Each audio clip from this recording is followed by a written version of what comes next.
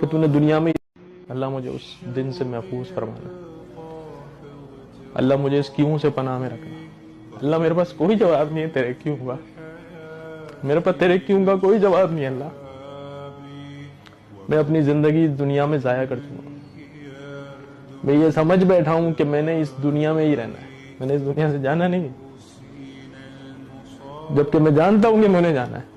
تو مجھے بار بار قرآن میں بتایا تھا کہ تجھے میں بلاؤں گا، کل نفس ذائقۃ الموت، بلاؤں گا تجھے۔